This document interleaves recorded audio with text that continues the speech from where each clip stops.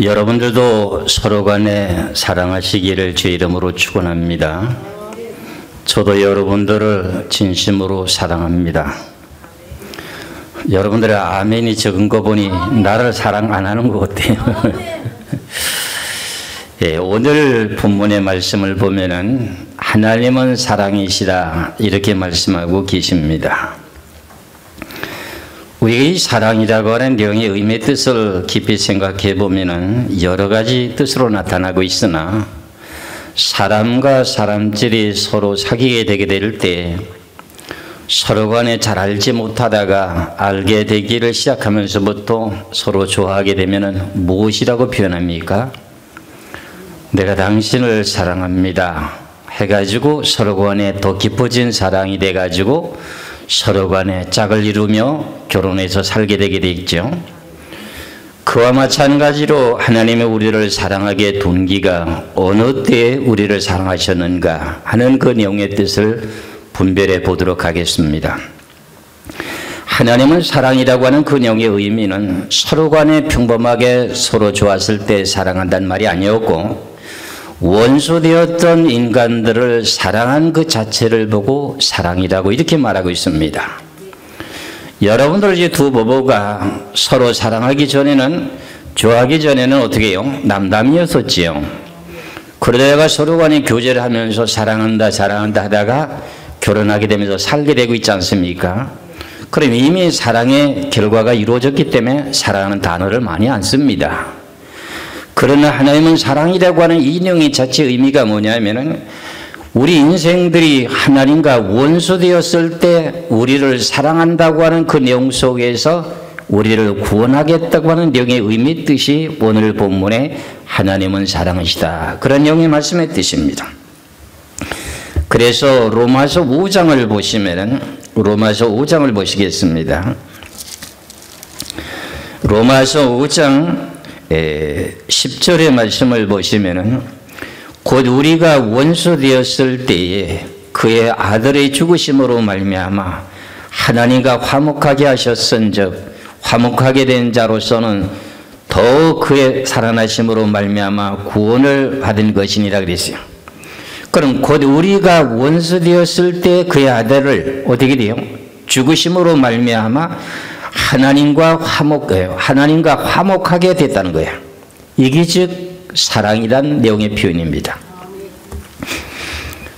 지난 시간에도 제가 말씀을 드린 바가 있었습니다만은 우리는 우리 손주라고 하는 아담이라고 한 분이 하나님의 사랑 속에 살다가 하나님에게 하신 사랑을 배반했던 우리 손주입니다. 그러다 보니 아담으로부터 저희들이 세상에 태어나다 보니 우리도 하나님과의 무슨 사람이었습니까? 원수되었던 사람입니다. 그런데 하나님께서 원수된 그 사람을 사랑하는 내용에 대한 내용의 오늘 표현이 하나님은 사랑이시다 그런 내용의 말의 뜻입니다. 서로 간에 좋아하는 사람과 좋아하는 사람끼리 서로 사랑한다면 무슨 상이 있으리요? 그렇지 못한 사람을 사랑할 때 상이 있다는 내용의 의미의 뜻과 마찬가지로 하나님은 우리가 원수되었을 때 우리를 구원하기 위한 하나님의 사랑을 베푼 것이 하나님은 사랑이다 이렇게 말씀하고 있다는 것을 깨달으셔야 됩니다. 그래서 누가복음 6장의 말씀을 보시면은 이제 그렇게 말씀하고 있는데 한번 보시겠어요? 누가복음 6장 32절의 말씀을 보시면은 너희가 만일 너희를 사랑하는 자만을 사랑하면 칭찬받을 것이 무엇이냐? 죄인들도 사랑하는 자는 사랑하느니라. 안 믿는 불신자들도 좋아하는 사람은 다 사랑한다는 겁니다. 근데 하나님은 하나님과의 원수되어 있던 이 자식들을 사랑했다 그런 말의 뜻입니다. 그럼 이제 오늘 하나님 우리를 사랑하신 내용의 뜻을 우리가 공부하는 겁니다. 하나님이 얼마나 우리를 사랑하셨는지를 알아야 우리도 하나님을 사랑하게 될 것이죠. 그래서 오늘 주시는 이 귀하신 말씀과 마찬가지로 하나님은 어떤 분이십니까? 육체를 가지신 분입니까? 영으로만 계신 분입니까? 영으로만 계신 분입니다. 그래서 우리가 잘 알고 있는 요한복음 4장 24절의 말씀을 보면 하나님은 영이시니 이렇게 말씀하고 있습니다. 그러면 하나님은 영이신데 그 영이라고 하는 분은 어떤 분인가? 그 영의 의미의 뜻을 생각하면서 하나님은 우리를 어떻게 사랑하시는가를 생각해 볼 필요가 있습니다. 출애굽기 33장 18절에서 20절까지 말씀을 보면은 모세가 시내산에 한 번, 두 번, 세 번, 네 번, 다섯 번, 여섯 번을 왔다 갔다 하면서 하나님께 말씀을 받아가지고 오게 되게 됩니다. 그런데 하나님의 음성이라고 하는 음성은 들었는데 얼굴을 보지 못했어요. 왜? 시내산에 하나님이 강림하시면서 어떻게 해요? 구름 속에 쌓여 있어가지고 모세에게 말씀을 하셨기 때문에 얼굴을 보지 못해가지고 모세가 하나님을 좀 보여달라고 합니다. 그래더니 하나님께서 하신 말씀이 뭐냐? 네가 나를 보고는 살 수가 없다. 그래서 내가 너에게 얼굴을 보여주지 못했고 내가 구름 속에서 너희들에게 말씀하는 내용이다. 그런 의미의 뜻을 출애굽기 33장 18절에서 20절에 말씀하고 있습니다. 그러면 그 의미가 무엇이냐? 하나님을 보고는 살 자가 없다는 겁니다. 그 내용의 자체 하나님의 영이시지 않습니까? 그 하나님의 영을 보고는 누구도 살 자가 없다는 겁니다. 그래서 우리가 잘 알고 있는 디모데전서 6장을 보시겠습니다. 디모데전서 6장 16절의 말씀을 보면은 디모데전서 6장 16절을 봅니다. 오직 그에게만 죽지 아니함이 있고 가까이 가지 못할 빛에 거하시고 어떤 사람도 보지 못하였고 또 볼 수 없는 이시니 그에게 존귀와 영원한 권능을 돌릴지어다 하면 하나님께 가까이 갈 수 있는 사람이 있다는 겁니까? 없다는 겁니까? 그분을 볼 수도 없고 가까이도 못한답니다. 왜 그러냐면 그분은 빛의 영광의 자리에 계시기 때문에. 그러면 그 내용이 무슨 말이냐? 하나님은 흠과 티와 죄가 없으시고 영광의 광채 속에서 살고 계시는 그 하나님의 거룩하신 분을 누구든지 육체를 가진 사람이 죄인이 그분을 보면은 어떻게 된다? 죽는다. 죽는다는 겁니다. 그래서 우리가 성경을 보면은 시내산에 하나님께서 강림하셔가지고 구름 속에 쌓여가지고 모세야 모세야 하면서 하나님의 귀한 거룩한 말씀을 주셨는데 불 속에서 나오는 말씀을 그것을 갖다 돌판에 기록해서 우리들에게 십계명으로 정해주셨죠. 그렇죠? 그때 우리가 하나님을 본 것이 아니겠는가 이렇게 생각할 수 있는데 그렇지가 않습니다. 하나님이 직접 나타나신 것도 아닐 뿐만 아니라 천사가 하나님으로 나타나시는데도 하나님을 보고는 살 수가 없다는 겁니다. 그런데 하나님께서는 우리들을 얼마큼 사랑하시느냐 하면은 이사야 7장 14절의 말씀을 보면은 처녀가 잉태하여 아들을 낳을 것이라 하면서 무슨 말씀을 하시냐면은 임마누엘이라 하나님이 우리와 함께 하신다 그런 말의 뜻입니다. 이사야 7장 14절에 보면은 그러므로 주께서 친히 징조를 너에게 주실 것이라. 보라 처녀가 잉태하여 아들을 낳을 것이요 그의 이름을 임마누엘이라 하리라. 임마누엘이라는 한 말이 무슨 말입니까? 하나님이 우리와 함께 하신다는 거 아닙니까? 그런데 이사야 7장 14절의 말씀을 보면은 처녀가 잉태하여 아들을 낳게 된 그 아들이 누구지요? 예수님이잖아요. 그런데 그분이 결국은 이사야 7장 14절에서는 하나님이라는 겁니다. 하나님이 우리와 함께 한다는 거예요. 그렇지 않습니까? 그럼 이렇게 내용의 말씀을 놓고 보면은 하나님을 보면은 누구든지 살 자가 없으니 하나님이 성령을 따라서 마리아 몸인 처녀의 몸에서 잉태돼서 이 땅에 나타나셨죠. 그렇죠? 그 나타나신 분이 죄인을 구원하기 위해서 예수의 이름을 가지고 오셨을 뿐이지 그분이 하나님이라는 거예요. 그래서 예수님이 유대 땅에서 복음을 전하시면 한 3년 동안 복음을 전하시면서 많은 기사와 표적을 나타냈지요. 세상 인간으로 할 수 없는 일을 하셨습니다. 하나님만이 할 수 있는 그런 일을 하셨는데 하나님을 기다리고 있었던 메시아가 오는 것을 그토록 기다리고 있었던 유대인들은 예수님이 오셨을 때 그 예수님을 영접하지 않고 도리어 반대했습니다. 그러다가 예수님을 영접한 사람 중에 빌립이라는 사람이 뭐라고 말하느냐면 하나님을 나에게 보여주시옵소서 이렇게 말씀합니다. 그랬더니 예수님께서 하신 말씀이 나를 본 자는 하나님을 본 것이니라 이렇게 말씀합니다. 우리가 이런 내용의 말씀을 어떤 내용의 뜻을 깊이 생각해야 되는가? 그 말씀을 한번 요한복음 14장을 보시겠습니다. 요한복음 14장 8절에서 9절까지 말씀을 보시면은 요한복음 14장 8절 9절에 빌립이 이르되 주여 아버지를 우리에게 보여주옵소서 그리하면 좋겠나이다. 예수께서 이르시되 빌립아 내가 이렇게 오래 너희와 함께 있으되 너희가 나를 알지 못하느냐 나를 본 자는 아버지를 보았거늘 어찌하여 아버지를 보이라 하느냐. 예수님을 보았으면 누구를 보았다는 거지요? 하나님 아버지를 보았다는 겁니다. 그럼 왜 그러면 하나님께서 이렇게 처녀의 몸인 마리아의 몸을 통해서 이 땅에 육체의 몸으로 오셨을까요? 지금까지 설명을 드렸지 않습니까?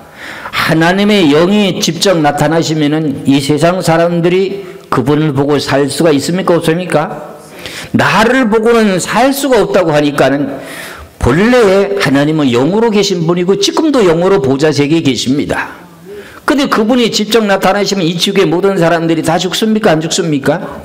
죽게 되다 보니 이 세상에 저주받은 인생의 육체 몸으로 이 세상에 태어난 분이 예수님이요. 그분이 지금 누구냐? 하나님이라는 겁니다.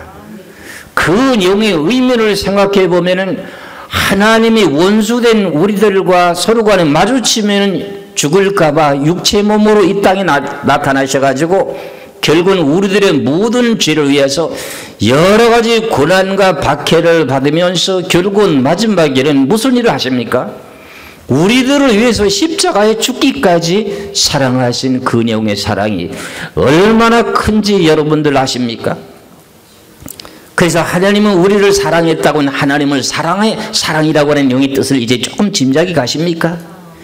이토록 하나님은 그 영광의 보좌에서 모든 영광을 누리면서 천문 천사 만만 전사들이 거룩하다 해야 될 그 영광을 받고 계셔야 될 하나님이 이 지구상에 하찮은 육신의 몸을 입고 이 땅에 오셔가지고 유대 땅에서 멸시를 받으면서 지금 예수님께서 하신 말씀이 야 나는 머리 둘 곳이 없다고 하면서 뭐라고 말해요? 여우도 굴이 있고 참새도 깃들일 곳이 있건만 나는 머리 둘 곳이 없다고 하면서 어떻게 해요?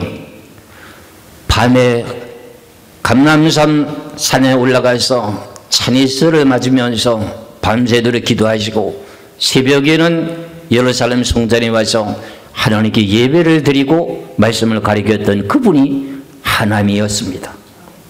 그토록 고난과 고통을 받으시면서 우리를 사랑했다고 그런 말입니다.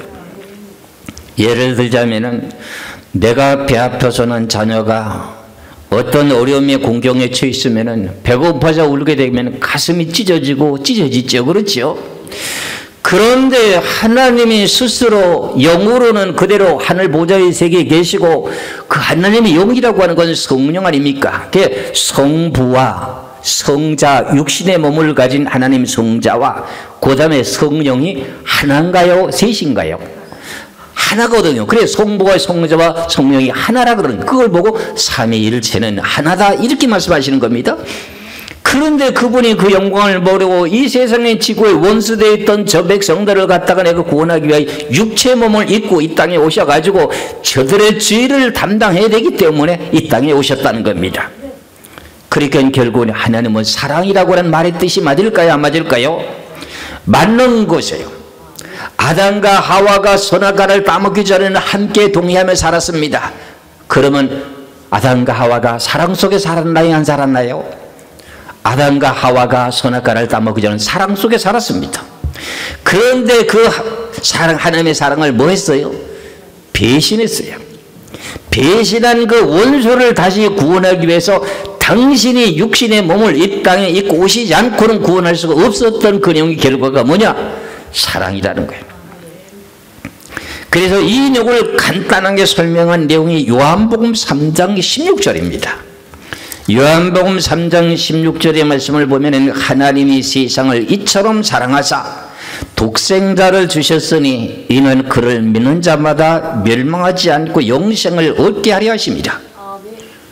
하나님이 세상을 이처럼 사랑하사 한 그 내용 자체가 뭐냐? 십자가에서 죽으시는 모습에 대한 내용이 이처럼 사랑하사 했습니다. 원수되었던 그 인생을 이토록 사랑한다는 그 내용 자체가 결국은 무슨 사랑이다? 하나님의 사랑이다. 이것을 생각해 놓고 보면 우리가 얼마나 하나님을 사랑했는지를 생각해 볼 필요가 있습니다. 그런데 육체의 모습을 입고 이 땅에 태어나시다 보니까는 진짜 그분이 하나님의 아들이라고 하는 모습으로 풍채가 크고 대단하고 위험성 있고 그런 모습으로 나타났습니까? 우리와 똑같은 인생으로 보잘것없는 인생으로 태어났습니까? 그분이 하나님이라고 할 만한 그런 모습이 전혀 없는 모습으로 이 세상에 태어났다고. 그래서 그분이 우리들의 모든 죄를 담당해서 태어난 내용을 이사야 53장에서 1절에서 6절까지 잘 표현하고 있습니다. 이사야 53장 1절에서 6절까지 말씀을 보면은 우리가 전한 것을 누가 믿었느냐? 여호와의 팔이 누구에게 나타났느냐? 그는 주 앞에서 자라나기를 연한 순 같고 마른 땅에서 나온 뿌리 같아서 고운 모양도 없고 풍채도 없은즉 우리가 보기에 흠모할 만한 아름다운 것이 없도다. 이게 예수님이거든요. 예수님의 모습이 어떻게 풍채도 있고 위험성이 있다? 그게 아니라는 거 아닙니까? 그러니까 3절에 그는 멸시를 받아서 사람에게 버림받았으며 강고를 많이 겪었으며 질고를 아는 자라.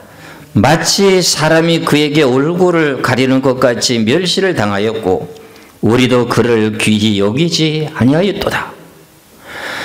이 예수님이 마리아의 몸에서 성령으로 잉태돼서 이 땅에 태어난 내용의 모습이 참 가련한 우리 인생과 똑같았다는 겁니다. 그런데 그분을 갖다 그분이 하신 말씀을 누가 믿었단 말이냐? 하나님이 직접 오셔서 말씀하시는데 그 입에서 난 말이 거짓이 있었습니까? 없었습니까? 지난 주간에 제가 말씀드렸다시피 요한복음 17장 17절에 예수님께서 하신 말씀이 뭐라 했습니까? 하나님의 말씀은 진리이다 하면서 내가 곧 길이요 진리요 이렇게 말씀하고 계시지 않습니까? 그렇다면 예수님 자신이 말씀하셨던 내용은 거짓이 전혀 없었다는 겁니다.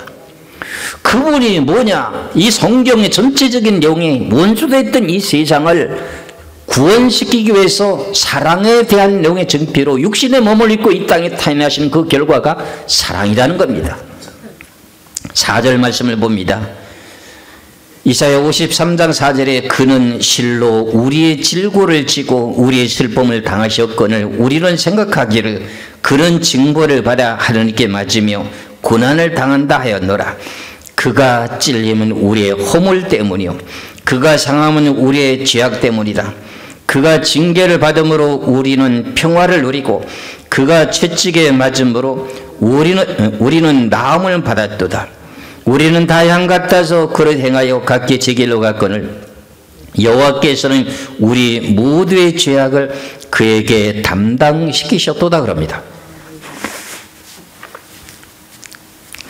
그분이 누구예요? 하나님이에요. 하나님은 무엇이라고요? 사랑이시라.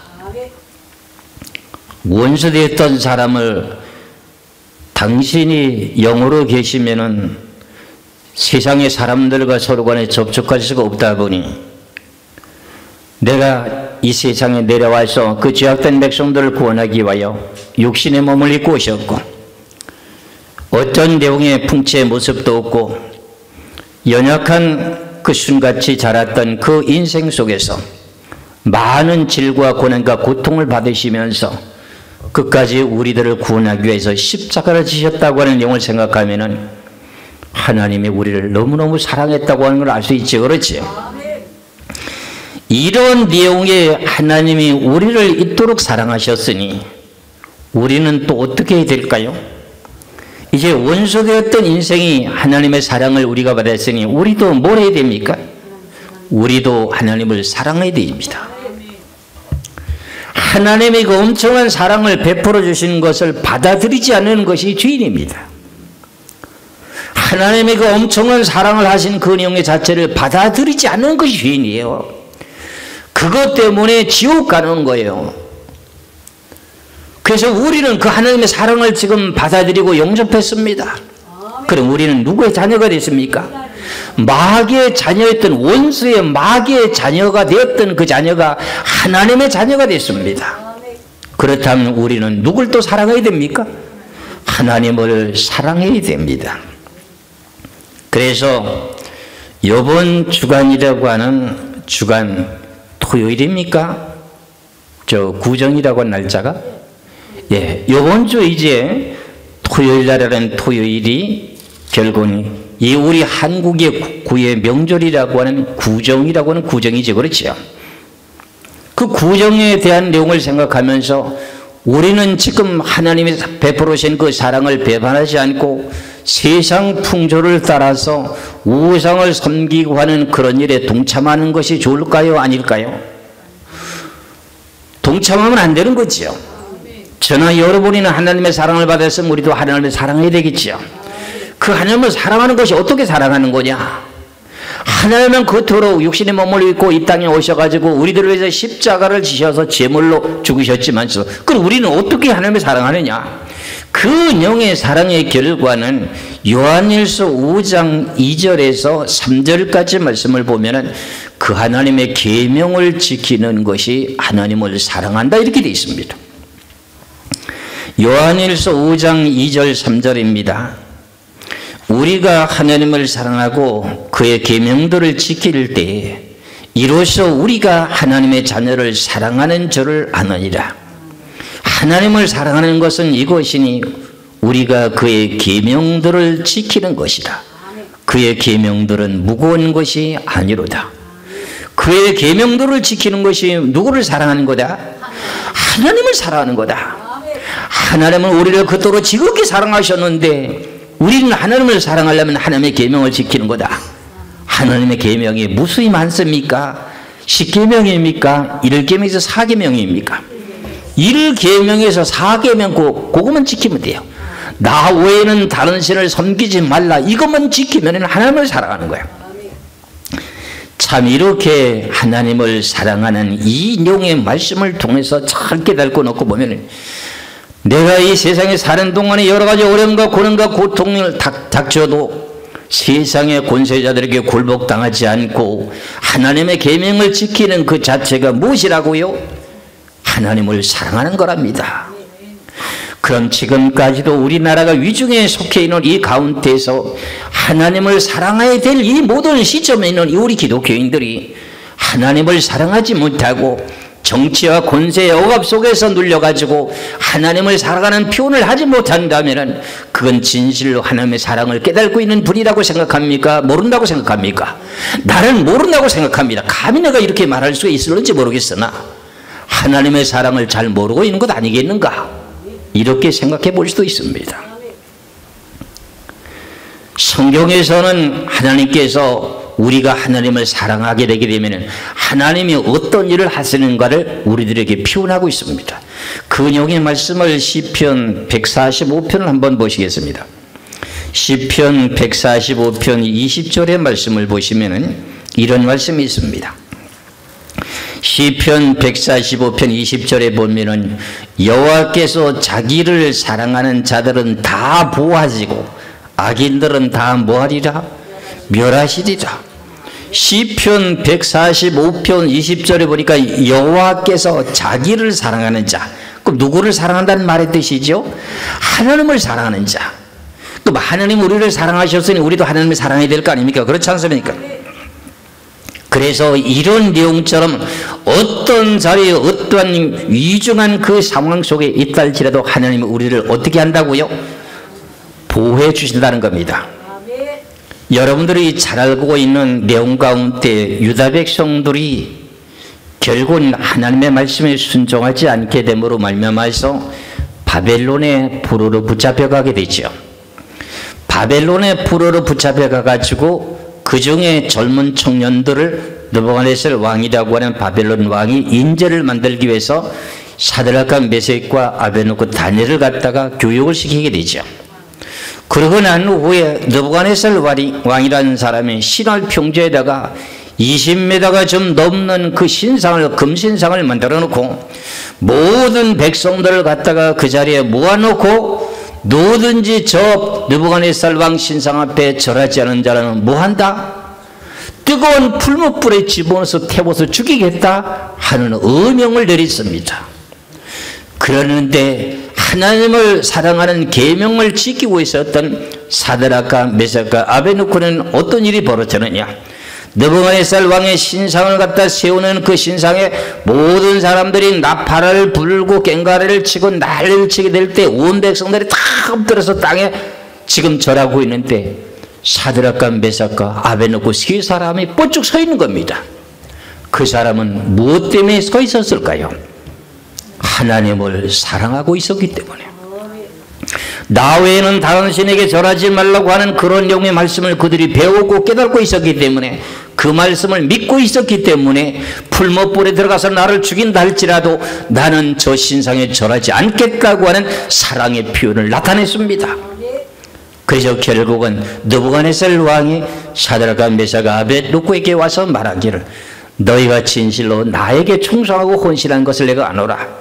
그러나 나에게 신상을 만들어 놓은 저 신상에 절하면 좋겠다마는 너희들이 만일에 저 신상에게 절하지 않으면 내가 너를 뜨거운 풀무불에 집어넣을 수밖에 없노라. 이렇게 말하니까 그 사드락과 메삭과 어떻게 합니까? 아닙니다. 나는 하나님을 사랑하기 때문에 도저히 나는 저 신상에 절할 수 없습니다. 이런 내용의 표현을 하게 되면 어떻게 돼요? 느부갓네살 왕이 어떻게 해요? 머리에 화가 치밀어 올라가지고서는 불을 평상시보다 더 뜨겁게 만드는 가운데 졸개들 갖다 명령을 내려가지고 세 사람이라고는 사드락과 메삭을 묶어가지고 뜨거운 풀무불에 집어넣습니다. 바싹 타서 죄가 됐습니까? 아니면은 불 속에서 춤을 추고 놀았습니까? 그 뜨거운 풀무 속에서 천사가 보호해 줌으로 말미암아서 춤추고 뛰어 놀았던 사건을 우리는 성경에서 기록하고 있습니다. 그 내용의 결과가 뭐였습니까? 하나님을 사랑하고 있은 증거였습니다. 그러면 여러분이 어떠한 위험한 처지에 있다 할지라도 하나님의 계명을 지키는 그 사랑을 할 때 하나님은 우리를 보호해 주시겠다, 지켜주시겠다, 건져 주시겠다고 하는 그 내용의 말씀에, 하나님의 말씀은 진리입니까 거짓입니까? 하나도 거짓이 없다는 것을 믿으셔야 됩니다. 그와 마찬가지로 그 가운데 이제 다니엘은 고개 세 친구한테 빠졌습니다. 궁궐에서 뭔가 찢기고 있었던 내용이 있었기 때문에 다니엘이 빠지고 난 후에 그 다음에 또 이렇게 다니엘과 사드락과 메삭이라고 하는 이 네 친구가 느부갓네살 왕 앞에 너무나도 충성스럽게 하니까 느부갓네살 왕 앞에 사랑을 받았죠. 인간적인 사랑을 받게 되죠. 그렇죠? 그러다 보니까 바벨론의 대신들이 시기가 돼가지고, 야, 이거 다니엘을 갖다가 이거 올무를 나가지고 죽여야 되겠다 해가지고 무슨 일을 당하게 됩니까? 결국은 사자굴에 집어넣어서 하나님의 귀하신 명령을 어기는, 하나님의 계명을 지키는 자가 있다면 그를 갖다가 의인을 찍어가지고 어떻게 사자굴에 집어넣기로 하는 언약을 정하게 만들었습니다. 느부갓네살 왕은 아무것도 모르고 그냥 의인을 찍었습니다. 그랬더니 그 내용을 보고도 다니엘은 어떻게 했습니까? 하루 3번씩 자기 나라 민족인 예루살렘 향해서 3번씩 기도합니다. 그게 누구를 사랑하는 내용입니까? 하나님을 사랑한 거였죠.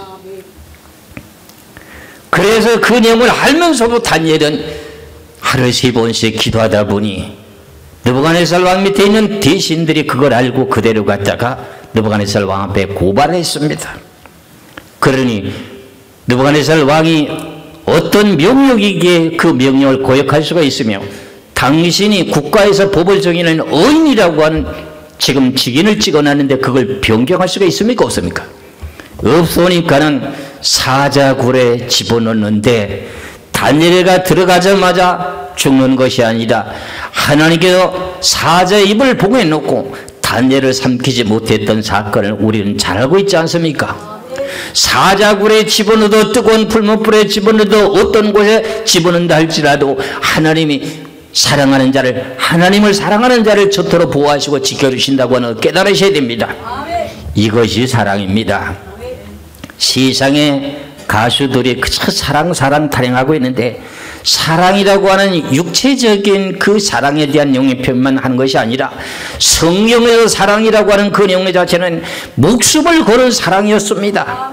하나님은 우리를 얼마나 사랑하셨기에 당신이 그 보좌의 그 모든 영광 다 버리시고 육신의 몸을 입고 이 땅에 오셔가지고 궁궐에 들어가서 편안하게 다리 뻗고 잠도 자지 못하시고 결국은 우리들의 모든 죄를 담당하기 위해서 십자가에서 고난을 당하시는데 몇 시간을 고난을 당하십니까? 생죽음을 십자가에 매달려서 죽으십니다. 마지막에는 그것이 너무나도 고통스러워서 엘리 나마 사막다니 하시면서 하나님이 어찌 나를 버리셨나이까 하는 내용 가운데 우리가 복음성가에 보면은 어떻게 하늘도 땅도 초목도 울었다고 했습니다.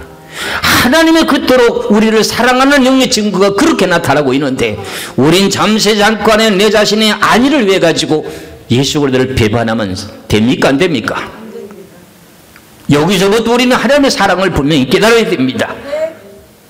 내가 아무리 목구멍이 포도청이라 할지라도 하나님을 사랑하는 그 사랑은 버리지 말아야 됩니다. 하나님의 사랑을 우리가 받아들였습니다.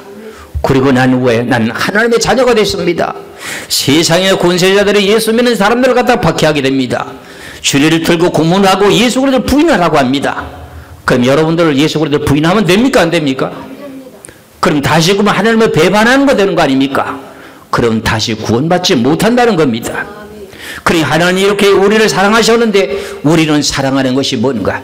지금 금주에 토요일날 구정이라는 명절이 다가오게 되는데 여러분들 하나님 앞에 나와서 예배드리는 그 내용들을 소개할 것입니까? 아니면 세상의 풍조에 밀려서 하나님을 은근히 부인하는 자리에 들어서 살겠습니까? 여러분들 내가 마음을 전곡을 찔렀나요? 여러분들 구정이라고 해서 마음에 들뜨지 마시기를 주 이름으로 축원합니다. 저나 여러분이나 원수됐던 그 자리에서 하나님의 쓰디쓴 고난의 고통의 십자가를 지시고 온몸에 피를 흘리셔서 우리들을 구원시켜 놓으신 그 하나님의 사랑을 배반하는 자리에 들면 안 된다 그런 말입니다. 여러분들 내가 가정에 뭔가는 사정이 없을 수는 없습니다. 나름대로 여러 가지 사정이 다 있습니다. 그런데 내가 하나님을 사랑한다면 어떻게 해야 됩니까? 주일이라고 한 주일 때 하나님 앞에 나와서 예배드리고 영광을 드린 것이 하나님을 사랑하는 증거가 아닌가요? 하나님을 사랑하는 증거가 아닌가요? 그런데 내 자신이 아니한 그 모든 내용의 어려움 때문에 결국은 하나님을 사랑하는 그 내용을 저버리는 일들이 많았습니다. 우리는 내 자신부터 그 모든 것을 반성하고 하나님이 사랑하신 그 사랑을 깊이 생각하면서 나도 하나님만큼은 사랑하지 못하지만서도 하나님을 배반하는 자리에 들지 않아야 되겠다는 그 사랑을 잊지 마시기를 주의 이름으로 축원합니다. 오늘 주시는 이 귀하신 여기 말씀을 다시 한번 보겠습니다. 요한 1서 4장 7절에서 10절까지 말씀을 보면은 사랑하는 자들아 우리가 서로 사랑하자. 사랑은 하나님께 속한 것이니 사랑하는 자마다 하나님으로부터 나서 하나님을 알고 사랑하지 아니하는 자는 하나님을 알지 못하나니 이는 하나님은 사랑이십니다. 하나님의 사랑이 우리에게 이렇게 나타난 바 되었으니 하나님이 자기의 독생자를 세상에 보내심은 그로 말미암아 우리를 살리려 하십니다. 사랑은 여기 있으니 우리가 하나님을 사랑하는 것이 아니요 하나님이 우리를 사랑하사 우리 죄를 속하기 위하여 화목제물로 그 아들을 보내셨습니다. 우리가 먼저 하나님을 사랑한 것이 아니라 하나님 우리를 사랑하셨다는 겁니다. 그게 뭐냐? 우리들이 하나님과 원수되었던 배반한 인생들을 화목하기 위해서, 원수되었던 백성들을 위해서 아들을 보내서 화목제물을 십자가에 내가 제물로 바쳤다. 이렇게 내가 사랑했는데 나를 좀 사랑할 수 없겠느냐. 그걸 지금 우리들에게 질문하고 계십니다. 저나 여러분이나 어떤 상황에 처지에 있다 할지라도 그 하나님의 사랑을 배반하지 마시고 하나님을 사랑하시기를 주의 이름으로 축원합니다. 기도하겠습니다.